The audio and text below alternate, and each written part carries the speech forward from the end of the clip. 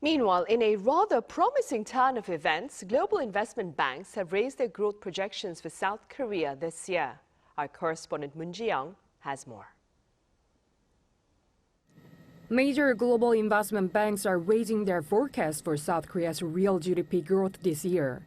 According to the Korea Center for International Finance, the average 2025 growth forecast for South Korea among 8 major global investment banks stood at 0.9% as of the end of July.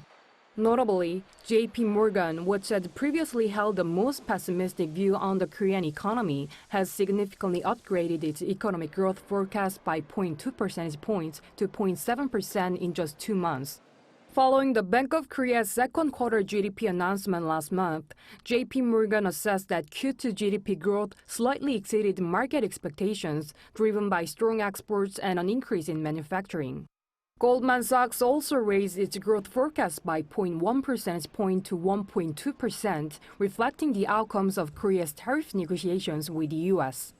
In its August 1st report, the bank noted that the deal with the U.S. reduces uncertainties regarding tariff on specific items such as semiconductors, adding that Korea is not at a disadvantage compared to other countries.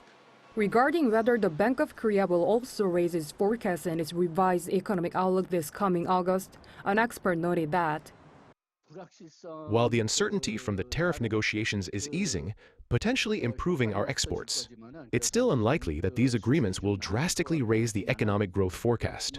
Nevertheless, it will probably be slightly better than the 0.8% we had expected. The Bank of Korea, in its May forecast, projected this year's annual growth rate at 0.8% and anticipated that the supplementary budget would boost the rate by 0.1 of a percentage point. Moon Ji-young, Arirang News.